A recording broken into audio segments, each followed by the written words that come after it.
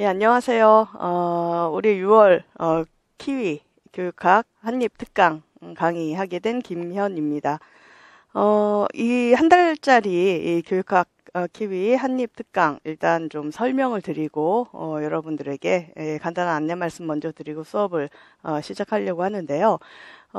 지금 이 특강 같은 경우는 이제 어떤 분들을 대상으로 하고 있냐면 뒤늦게 이제 임용 공부를 시작하신 분들, 예를 들어서 이제 개인 사정상 상반기에는 이제 공부를 못 하다가 하반기에 이제 본격적으로 공부를 시작하는데, 이론을 이제 정리를 아직 못 했다. 그런데 기존의 기본 이론을 다 정리하자니 너무 양이 많고 또 버겁고 그래서 뭘 해야 될지 모르겠다라고 하는 분들을 위해서 이제 나름 개설한 강의가 바로 이 강의입니다. 그래서 이 키위 한입 특강 같은 경우는 내용을 일단 교재를 갖고 계시는 분들은 이제 교재 보시면 알겠지만 상당히 컴팩트하게 이제 교재가 만들어져 있어요.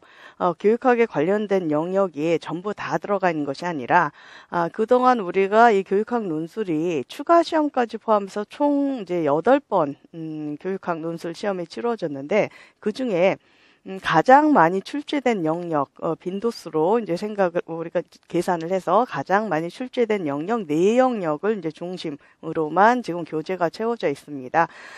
그래서 제일 먼저 등장을 하는 게 교육행정. 이게 그동안 총 8번의 시험 동안에 총 7차례 출제가 됐었거든요. 그래서 이제 교육행정 그리고 이제 교수 학습 같은 경우가 바로 그 다음에 한 6번 정도 이제 출제가 됐었고, 그다음에 교육과정 같은 경우도 이제 6번, 교육평가는 5번이 이런 식입니다. 그래서 과거에 교육학 논술 출제 비중으로 봤을 때 가장 높았던 요 네 영역을 중심으로 이제 정리를 할 거고, 또 그 안에 있는 내용도 전부 다 다루는 것이 아니라 이미 한번 기출이 됐던 내용들은 좀 빼고, 그리고 이제 기출되지 않은 부분에서 이제 가장 좀 가능성이 높은 것들, 그리고 과거에 이제 객관식 때도 많이 물어봤던 것들, 그것만 이제 컴팩트하게 지금 정리가 되어 있어요. 그래서 일단 요 네 영역 중심으로만 이제 핵심적인 것들 이제 여러분들 정리를 할 거고, 그리고 이제 이 진도 나가는 거 봐서 혹시 더 필요하면은 이거 외에 다른 부분들도 더 추가할 예정입니다. 이제 프린트물이나 이런 걸 통해서 요 네 영역 외에 이제 다른 영역도 필요하다면 좀 더 추가를 하고, 또 요 네 영역 안에서도 이런 것도 좀 더 봤으면 좋겠다라고 하는 부분을 더 프린트물로 해서 추가를 할 예정이에요. 그래서 일단은 여기 있는 거 중심으로 여러분들이 이제 정리를 하시고, 책의 내용은 미리 이제 안쪽을 보신 분들은 아시겠지만, 각 단원별로 이제 내용을 정리한 다음에 마지막 부분에 형성평가 부분이 있습니다. 형성평가라는 게 딴 게 아니라 바로 그 단원에서 우리가 배웠던 내용을 이제 직접 간략하게 개념을 이제 여러분들 직접 써 넣을 수 있도록 형성평가 부분이 이제 마련되어 있거든요. 아무래도 이게 교육학 논술 시험이다 보니까 여러분들이 알고 있는 내용을 정확하게 글로 표현하는 것이 굉장히 중요합니다. 혹시 처음 이제 도전하시는 분들 계실 것 같아서 제가 미리 안내 말씀을 드리면, 이 교육학 논술 시험이 이제 여러분들이 약간 좀 오해를 하시는 분들이 있어서 미리 당부의 말씀을 드리는데, 여기서 제가 말씀드리는 오해라는 게 뭐냐, 논술 시험이니까 그냥 내가 아는 한도 내에서 내 방식대로 써도 되겠지라고 생각을 하시는 분들이 좀 간혹 계세요. 그런데 문제는 이 시험은 그렇게 본인의 방식대로 본인의 표현대로 답을 썼다고 해서 인정을 해주느냐 하면은 절대 그렇지가 않습니다. 어쨌든 이거는 논술이라기보다는 시험에 해당하는 거고, 시험은 반드시 정답이 있죠. 여러분들이 써야 되는 것은 여러분들의 생각을 써야 되는 게 아니라 바로 이 교육과정 평가원에서 원하는 정답을 쓰셔야 됩니다. 근데 그 정답이라는 거는 결국 어디에 근거하고 있는 거냐? 책에 근거하고 있는 거라는 거죠. 작년까지의 시험 혹은 이제 뭐 작년, 재작년, 과거의 어떤 교육학 논술 시험 문제를 이제 여러분들이 이제 몇 개만 살펴보시면 쉽게 아실 수가 있을 거예요. 매해 연도마다 물어보고자 하는 개념이 반드시 있습니다. 그리고 그 개념에 관해서 이제 여러분들이 반드시 정확하게 써야 되는데, 그리고 정확하게 써야만 점수를 받을 수가 있거든요. 근데 그 정확하게 쓴다라는 건 결국 뭘 의미하냐면은 책에 나와 있는 걸 그대로 썼을 때 정확하게 썼다라고 우리가 이야기할 수가 있어요. 왜냐면 결국 여러분들의 시험을 보시고 난 다음에 이게 이제 교육과정평가원에서 채점을 할 때 그 채점 기준의 근거가 되는 게 뭐냐면 바로 이제 책에 있는 것들이라는 거죠. 예를 들어 좀 이따 우리가 제일 먼저 배울 것이 이제 허즈버그의 동기위생 이론인데, 거기에 이제 동기 요인이란 무엇이다, 위생 요인이란 무엇이다라고 책에 이렇게 개념 정의가 되어 있습니다. 그럼 만약에 올해 시험에서 허즈버그의 동기위생 이론을 물어봤다. 그러면 여러분들이 그와 관련해서 동기 이론이란 무엇이고, 그다음 위생 이론이란 무엇이다라는 개념 정의를 거기에 써야 되는데, 그 개념 정의를 책에 있는 그대로 써야만 인정을 받는다는 거죠. 그게 아니라, 허즈버그 동기위생이론 옛날에 배웠었는데, 어렴풋이 기억이 나는데, 대충 동기요인이라는 게 그냥 이러이런 말이었던 것 같아, 라고 내가 생각해서 내 마음대로 이렇게 써버리면, 설사 맥락이 좀 비슷하다고 하더라도 인정을 못 받을 가능성이 있습니다. 그렇기 때문에 반드시 여러분들이 배운 내용이나 이런 것들은 좀 정확하게 외워두시는 것이 중요해요. 정확하게 외워서 정확하게 쓰면 쓸수록, 고득점을 얻을 확률이 높아지고요.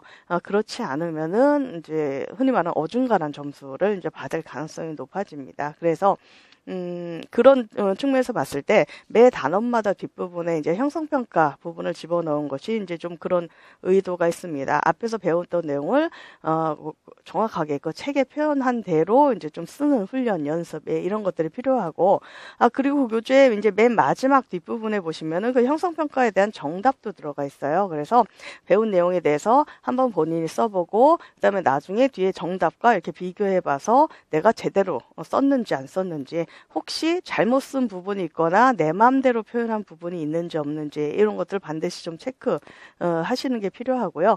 그런 것들 그때그때 체크하고 그걸 수정해서 이제 다시 수정한 대로 이제 외우는 이런 작업을 좀 꾸준히 하면, 비록 한 달이라고 하는 좀 짧은 시간이긴 하지만 그래도 좀 핵심적인 내용 중심으로 많이 정리를 하실 수 있지 않을까라는 생각을 합니다. 그래서 간단하게 우리 강좌에 대해서 제가 이제 안내 말씀을 드렸고, 이제 본격적인 이제 수업 내용으로 들어가도록 하겠습니다.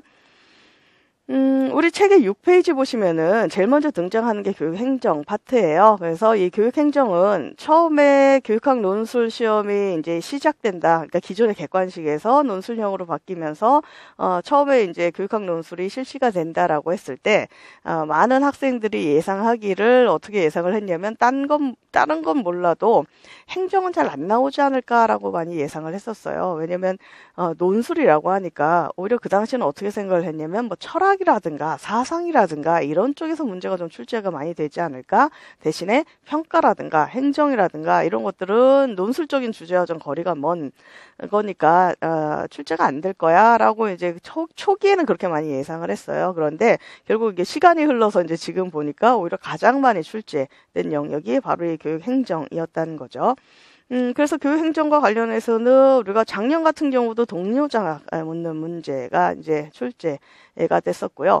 그 이전에도 보면은 이제 학교 조직에 관해서 이제 묻는 문제가 이제 출제가 된 적이 있고, 그 외 기타 이제 여러 분야에서 이제 출제가 된 그 교육행정 부분에 많이 출제가 됐습니다. 그런데 교육행정 파트 중에서도 과거에 많이 출제됐음에도 불구하고, 그리고 여러분들이 하나 이제 알아두셔야 되는 게 뭐냐면은, 우리가 이 교육학 논술이 문제가 이제 한 문제, 1시간 동안 시험 보는데 한 문제로 출제가 되는데, 사실은 이제 말이 한 문제지 그 안에 들여다보면 4개에서 이제 5개 정도 물어보잖아요.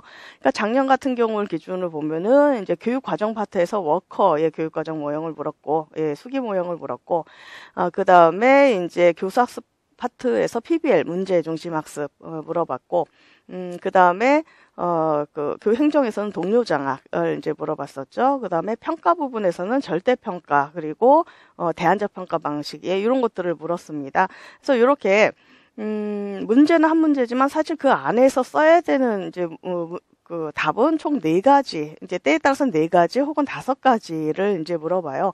그래서 4가지, 5가지 정도를 물어보는데, 작년만 좀 약간 특이하게 그 물어보는 4가지, 5가지가 과거의 객관식에서 많이 출제됐던 것들을 물어봤고, 그 작년을 제외한 재작년이나 이제 3년 전을 보면은 그때도 물론 과거의 객관식에서 출제된 것들을 물어봤지만 그 중에 나름의 비율이 있었어요. 비중이. 자, 무슨 말이냐면은 이런 식이었다는 거죠. 4문제 정도 물어본다라고 할 때 되게 2문제 정도는 어느 영역, 어디서 물어보냐면, 과거의 객관식으로 물어봤던, 우리가 이제 이 교육학 시험이, 이 임용고사 교육학 시험이 1991년부터 시작이 됐거든요. 1991년부터 시작을 해서 계속 쭉 객관식이었다가, 이제 2013학년도, 요때부터 이제 교육학이 논술로 이렇게 바뀐 겁니다. 바뀐 건데, 그 91년도부터 시작해서 한 2013년도까지, 2012년도 겨울까지요. 그때까지 굉장히 많은 객관식 기출 문제가 교육학에서 출제가 됐었거든요. 그런데 교육학 논술에서 출제되는 영역은 주로 어디서 많이 나오냐면 과거 객관식 영역에서 물어봤던 쪽에서 좀 많이 나와요. 근데 다만 과거 객관식 영역에서 물어봤던 것들 중에 이제 나름의 법칙이 좀 있었습니다. 재작년까지는 그 법칙이 뭐냐? 논술로 내문 4개 정도의 주제를 물어볼 때 그 중에 2개 정도의 주제는 과거 객관식에서 물어봤을 때 대략 5번 이상씩 물어봤던 거. 한 20여 년 동안 5번 이상 물어봤던 것. 그러니까 상당히 학생들 입장에서는 익숙한 주제로 한 2문제 물어보고, 그 다음에 한 문제 정도는 대략 과거 그 20년 동안의 객관식 기출 중에 대략 한 2번에서 한 4번 사이에 물어봤던 거 하나 물어보고, 그 다음에 마지막 한 문제 정도가 과거 객관식 20년 동안에 딱 한 번 물어봤거나 아니면 단 한 번도 물어보지 않았던 것. 예, 이런 것들을 이제 그런 식의 약간 비중을 둬서 출제를 했다는 거죠. 재작년까지는. 그렇기 때문에 재작년까지는 제가 학생들에게 이제 안내를 드릴 때 뭐라고 안내를 드렸냐면은, 그러니까 가능하면 객관식에서 나왔던 거는 다 좀 아는 게 필요하다. 물론 본인의 목적에 따라 다르겠죠. 학생들에 따라 어떤 분은 난 반드시 고득점을 받아야 됩니다 라고 하시는 분들이 있는가 하면, 또 어떤 분들은 저는 뭐 이번에 이제 초수고 막 이러니까 과락만 이제 좀 넘으면, 과락이 날지 이게 너무 걱정이에요. 과락만 넘었으면 좋겠어요. 그러니까 나름 이제 학생들의 상황에 따라서 목표가 막 달라요. 근데 만약에 나는 반드시 절대적으로 고득점을 받아야 된다, 이런 분들이라면 정말 딱 한 번이라도 출제됐던 영역까지를 싸그리 다 정리를 해야만 이제 아무래도 고득점을 받을 확률이 높아지고, 근데 그게 아니라 저는 이제 과락만 좀 넘으면 되겠어요 라고 하시는 분들은 사실 한 2문제 정도만 건져도, 2문제뿐만 아니라 사실 한 문제 정도만 건져도 과락은 넘을 수가 있거든요. 왜냐면 기본적으로 논술의 체계로 주어진 점수가 한 5점인데 이 5점 논술의 체계에 해당하는 부분은 일정 틀만 그냥 갖추면 거의 다 받는 거기 때문에 이 5점을 받기는 어렵지가 않습니다. 그러니까 기존의 5점에 플러스 한 문제만 여러분들이 제대로 써도 이미 과락은 이제 넘게 된다는 거죠. 그러니까 과락을 넣는 정도만 난 목표로 한다라고 한다면 과거에 좀 많이 기출됐던 거 위주로만 좀 정리를 해도 충분히 목표는 달성할 수 있다는 거죠. 다만 이제 작년은 약간 특이했던 게 뭐냐면, 작년에 물어봤던 거는 상당히 좀 많이 기출됐던 거. 그러니까 워컬 수기 모형 같은 경우가 한 4번 정도 물어봤었고, PBL 같은 경우는 한 8번 정도 물어봤던 걸로 제가 기억을 합니다. 절대평가는 한 10번 그 정도 물어봤던 걸로 기억을 하고, 동료장학 같은 경우도 한 4-5번 정도 물어봤던 거였거든요. 그러니까 상대적으로 예년에 비교해 봤을 때 작년은 상당히 좀 익숙한 주제들 위주로 이제 출제가 됐었던 거죠. 그러다 보니까 작년에 시험 봤던 분들이 많이 쉬웠다라고 이제 이야기를 하는데, 그러다 보니까 아무래도 지금 이 수업을 들으시는 분들은 좀 시간이 없으신 분들일 겁니다. 물론 할 수만 있다면 모든 교육학의 전 영역을 전부 다 정리를 할 수 있으면 좋게 하겠죠. 그런데 이제 뒤늦게 공부를 하시거나 이런 분들이 많으실 거라고 생각을 하고, 그렇다면은 그 모든 걸 다 정리하기는 사실 시간상으로 좀 힘들긴 해요. 그렇다면 지금 시점에서 가장 효율적으로 정리를 할 수 있는 부분이 뭔가, 그거는 과거에 좀 기출이 많이 됐던 것, 것들 중에서 이미 출제된 건 좀 빼고 나머지 것들을 좀 그래도 최대한 정리를 해보는 게 이제 가장 효율적으로 지금 시점에서는 공부를 하는 방식이고, 바로 그런 부분을 좀 안내해 드리려고 합니다. 그러다 보니까 자, 제일 먼저 교육행정 처음에 나오는 것이 허즈버그의 동기위생 이론이에요. 제 책에 보시면 몇 년도부터 어디까지 어떻게 기출이 됐다라는 부분이 거의 다 표시가 돼 있을 겁니다. 그래서 거기 보시면 한눈에 봐도 그동안 꽤 여러 번 출제됐구나라는 거를 이제 아실 수가 있을 거예요. 그래서 과거에 굉장히 많이 물어봤던 이론인데 아직 교육학 논술로는 출제가 되지 않은 주제입니다. 그러다 보니까 이 허즈버그의 동기위생 이론 같은 경우도 당장 올해 출제가 된다고 해도 전혀 이상하지 않을, 놀랍지 않을 정도의 중요성을 갖고 있는 이론이라고 볼 수 있겠어요.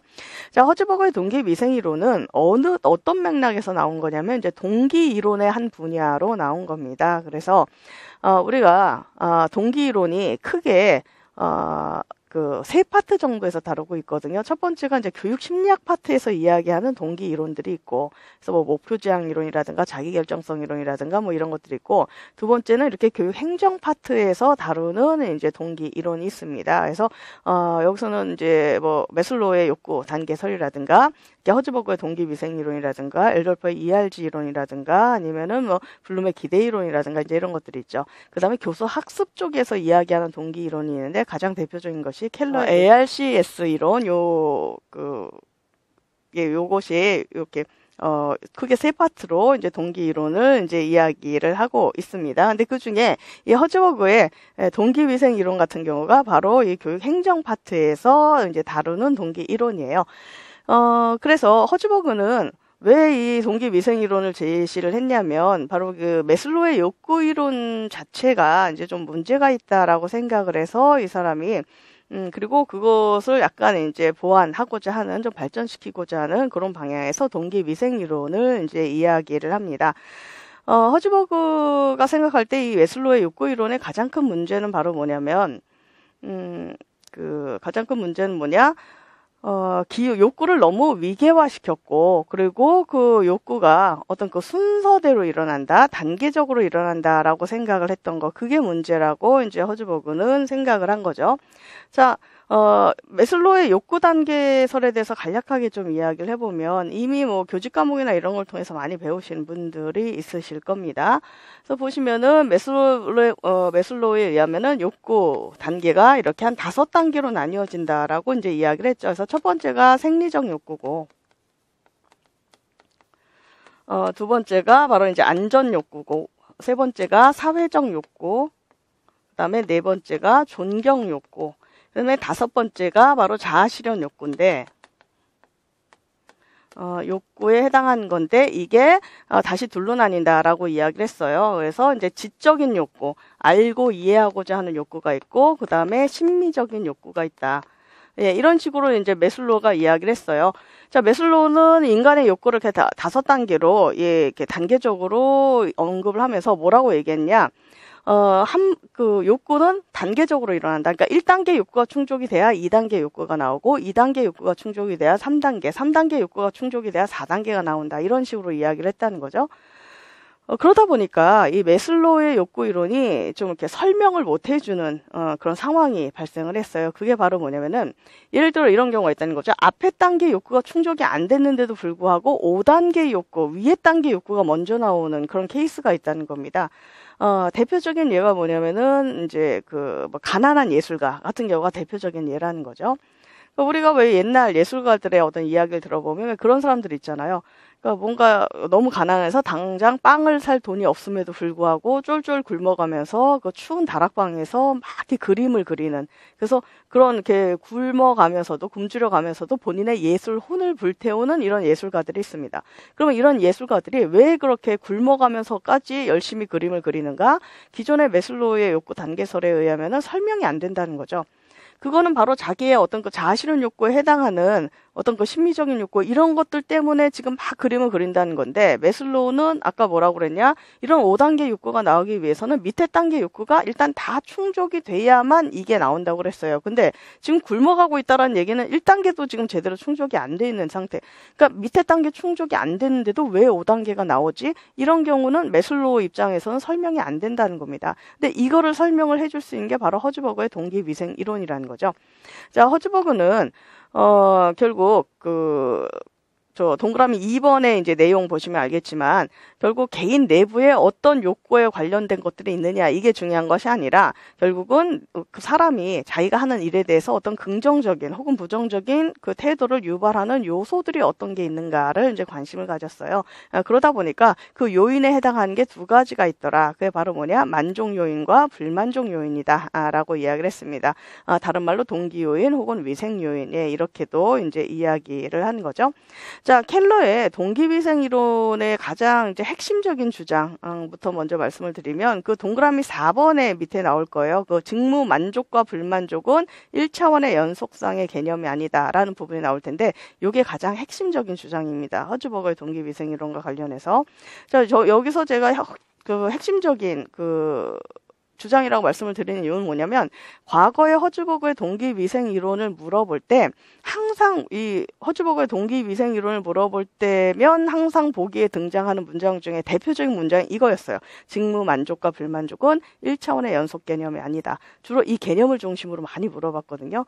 그러니까 과거의 객관식의 이 개념을 혹은 이 주장을 중심으로 많이 물어봤다라는 거는 거꾸로 논술형으로 이제 물어볼 때도 결국은 이 문장을 중심으로 물어볼 가능성이 높지 않은가. 우리는 이제 그렇게 판단을 할 수 있습니다. 자, 이 직무 만족과 불만족은 1차원의 연속 개념이 아니다라는 얘기는 뭐냐? 이제 이런 거죠. 이쪽을 만족이라고 우리가 생각을 하고 여기를 불만족이라고 한번 생각을 해봅시다. 그러면 불만족이라고 생각을 해보면 1차원의 연속 개념이라는 거 일단 1차원의 연속 개념이란 게 뭐냐? 이게 아니면 이거고 이게 아니면 이거다 라고 우리가 얘기하는 게 1차원 개념이에요. 그러니까 만족 안 하면 불만족이고 불만족 아니면 만족이다. 이런 식으로 생각하는. 근데 허즈버그 얘기는 뭐라고요? 만족과 불만족은 1차원의 개념이 아니다라는 게 이 사람의 이야기예요. 그럼 이 사람의 얘기는 뭐냐? 만족은 만족의 요인이 따로 있고 불만족은 불만족의 요인이 따로 있다는 겁니다. 그러니까 만족 안 한다고 해서 반드시 불만족이 되는 것도 아니고 완전히 차원이 다르기 때문에 불만족이 아니라고 해서 반드시 만족하냐면 그것도 아니다라는 게 이 사람의 이야기라는 거죠. 여러분들의 이해를 좀 돕기 위해서 한번 이걸 우리가 행복과 불행이라고 한번 생각을 해봅시다. 그러면 좀 더 이해하시기가 쉬우실 거예요. 만약에 행복과 불행이 1차원 개념이라고 한다면 이런 거죠. 자, 제가 만약에 여러분들에게 행복하십니까? 라고 물어보면 여러분들은 뭐라고 답을 하실까요? 물론 개인의 상황에 따라 차이는 있겠지만 되게 제가 실제로 제 강의를 듣는 수강생들한테 물어보니까 행복하십니까? 라고 물어보니까 뭐 별로 안 행복하다라고 이야기를 하더라고요. 하긴 뭐가 그리 행복하시겠습니까? 이제 시험 앞두고 열심히 공부해야 되는 어떤 고시생의 상황이 그다지 행복할 수는 없겠죠. 별로 행복하지 않다라고 이야기를 해요. 그래서 제가 물어보죠. 행복하지 않으시군요. 그래서 불행하십니까? 라고 물어보면 학생들이 뭐라고 얘기하냐? 아니 뭐 그렇다고 또 딱히 불행하다고까지는 얘기할 수 없을 것 같아요 라고 이야기를 해요. 그럼 또 제가 불행 안 하시군요. 그러면 행복하십니까? 라고 하면은 또 학생들이 뭐라고 얘기하냐? 아니 뭐 그렇다고 해서 또 행복한 건 아니고 뭐 이렇게 이야기를 합니다. 그러니까 뭐냐면 우리 인간은 행복할 요소가 많으면 당연히 행복해요. 그런데 행복할 요소가 없다고 해서 곧장 불행하냐? 아니에요. 그냥 행복 안 한 상태가 되는 거지 불행한 상태가 되는 건 아니라는 거죠. 반대도 마찬가지입니다. 불행할 요인이 많으면 당연히 불행하겠죠. 근데 불행한 요인이 없다고 해서 곧장 행복합니까? 아니에요. 그냥 불행 안 한 상태가 되는 거지 불행한 요인이 없다고 해서 곧장 또 행복을 느끼느냐 하면 그건 아니라는 겁니다. 그러니까 이것도 마찬가지라는 거예요. 우리 인간이 조직에서 일을 할 때 나에게 만족을 주는 요소가 많으면 당연히 만족하겠죠. 그런데 나한테 만족감을 주는 요소가 없다고 그래서 곧장 내가 하는 일이나 조직의 불만족에 빠지냐? 아니에요. 그냥 만족 안 한 상태가 되는 거지 불만족 상태가 되는 건 아니라는 거죠. 반대도 마찬가지입니다. 불만족할 요소가 내가 일을 할 때 많으면 당연히 불만족하겠지만 불만족 요인을 없애준다고 해서 곧장 내가 하는 일에 만족하느냐? 아니에요. 그냥 불만족이 없는 상태가 되는 거지 만족한 상태가 되는 건 아니라는 거죠. 결국 이렇게 만족과 불만족은 이게 연결된 개념이 아니라는 겁니다. 결국은 다른 차원의 개념이라는 거죠. 그러니까 결국 허즈버그의 주장은 뭐냐면은 뭔가 자기 일에 만족을 느끼게 하려면 뭘 어떻게 해야 된다? 만족 요인 그 자체를 주는 게 중요하지 불만족을 제거하는 방식으로는 만족을 이룰 수는 없다는 겁니다. 그래서 결국 이 사람의 가장 핵심 주장은 사람들의 동기를 일으키기 위해서는 만족 요인 그 자체를 주는 게 중요하다라는 게 바로 이 사람의 주장이고 그거를 바로 직무 만족과 불만족은 1차원의 연속 개념이 아니다라고 이야기를 한 거죠.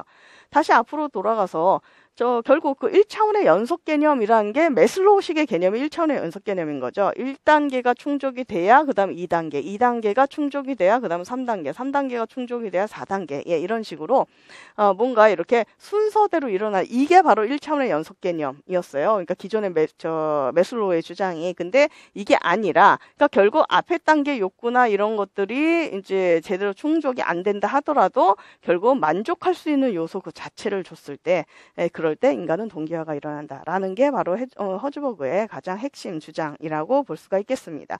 자, 그래서 6페이지를 보시면은 결국 허즈버그와 관련해서 가장 중요한 개념은 바로 동기 요인과 위생 요인. 그러니까 이 사람이 이제 요런 요인을 나름 이제 제시를 한 건데 항상 우리 시험에는 그 학자가 제시한 개념들을 위주로 물어보고 그 개념의 정의를 쓰게 하는 경우가 많아요. 그러니까 그런 것들을 좀 명확하게 여러분들이 외워두실 필요가 있거든요. 자, 일단 동기 요인은 다른 말로 만족 요인이라고 합니다. 거기도 나와 있지만 만족 요인이란 작업 그 자체로부터 도출되는 거예요. 내가 이 일을 하면서 그 작업 자체로부터 나타나는 것 들로 되게 이제 예를 들면 이런 거죠. 성취감이라든가 일에 대한 인정이라든가 작업구 자체 책임감. 그러니까 내가 이 일을 하면서 이 일 자체가 좋다든가 이 일을 하는 것 자체가 나에게 성취감을 준다든가 이런 것들이 바로 이 동기 요인에 해당하는 거죠. 그러니까 허즈버그는 이런 동기 요인, 만족 요인을 줬을 때 비로소 이제 인간은 자기 일에 굉장히 만족감을 느끼면서 막 동기가 부여돼서 일을 하게 되는 거고 그래서 이렇게 만족 요인이 동기 요인 제대로 주어지면 그 구성원들은 자기 능력의 100% 이상을 발휘하게 된대요. 근데 이에 비해서 불만족 요인, 다른 말로 위생 요인이라고 합니다. 이 위생 요인이라는 건 뭐냐?